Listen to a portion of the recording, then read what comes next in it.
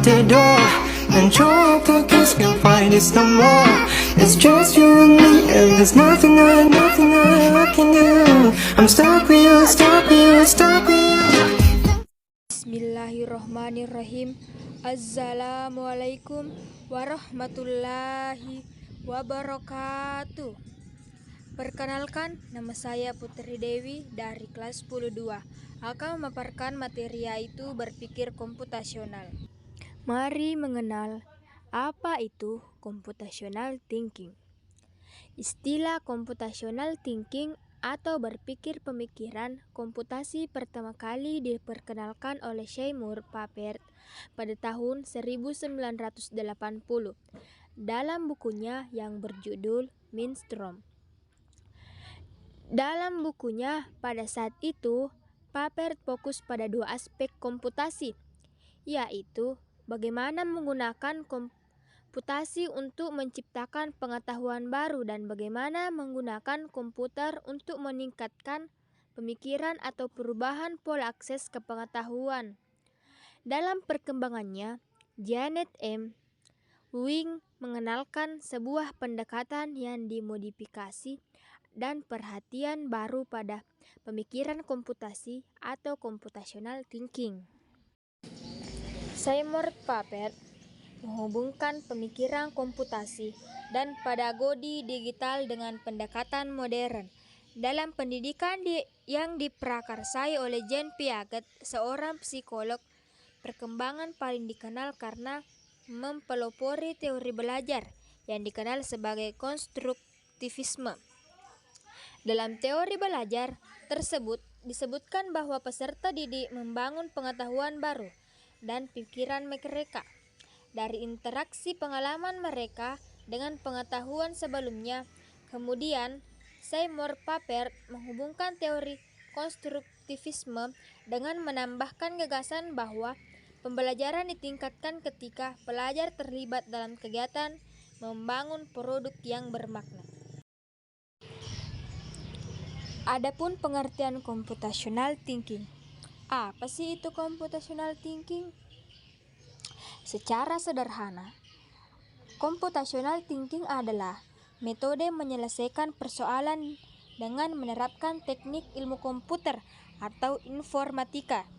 Computational thinking sebagai cara berpikir untuk menyelesaikan masalah atau problem solving bekerja dengan cara menguraikannya menjadi beberapa tahapan yang efektif, efisien, dan menyeluruh, meliputi decomposition, pattern recognition, abstraction, dan algoritma yang merupakan beberapa konsep dasar ilmu komputer.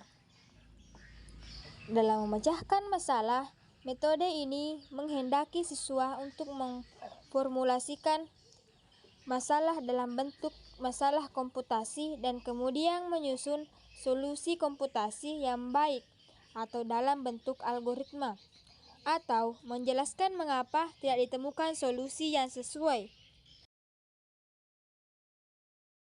Dengan computational thinking, permasalahan dapat diselesaikan melalui 4 tahapan berikut. Yang pertama, decomposition. Tahap pertama dari computational thinking adalah decomposition. Dalam tahap ini, masalah dipecah menjadi lebih kecil dan sederhana. Dengan demikian, masalah tersebut dapat diselesaikan satu persatu dan dapat diidentifikasi berbagai dari mana masalah itu datang. Yang kedua, pattern recognition.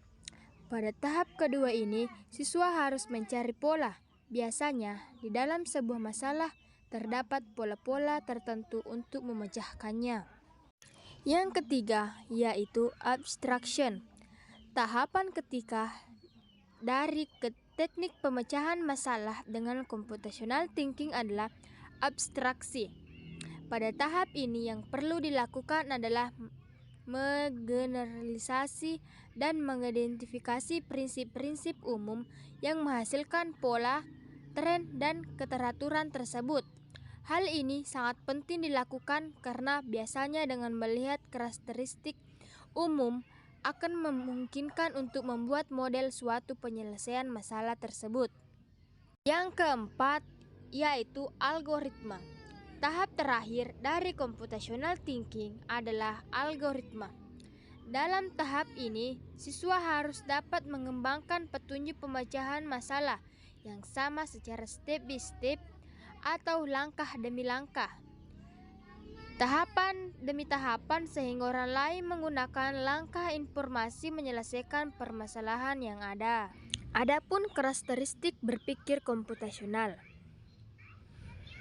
Pertama, berdasarkan konsep, bukan programan, yaitu berpikir dalam komputer sains, berarti lebih dari sekedar pemrograman komputer karena dibutuhkan berpikir pada beberapa tingkat abstraksi.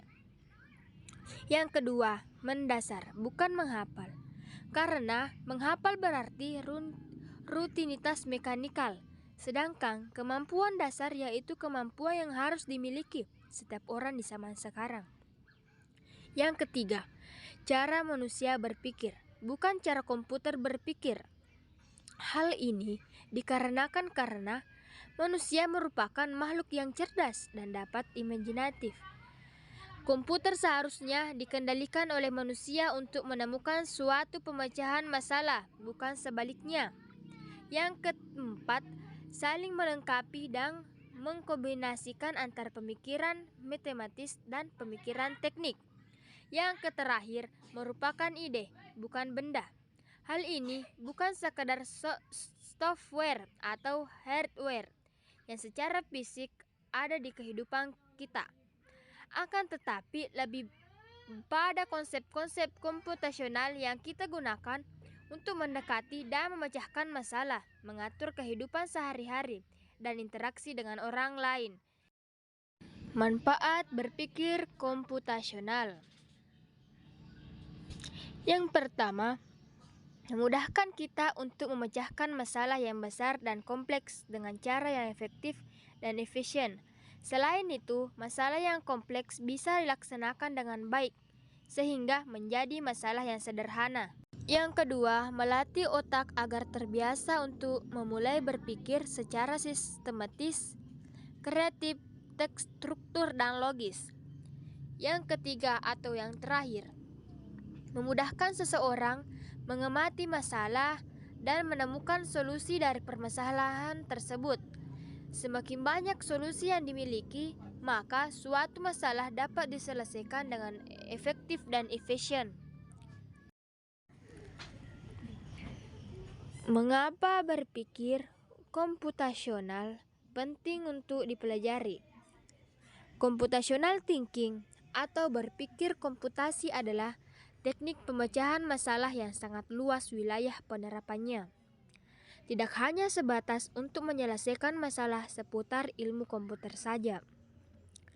Berpikir komputasi juga dapat diaplikasikan untuk menyelesaikan berbagai masalah dalam kehidupan sehari-hari.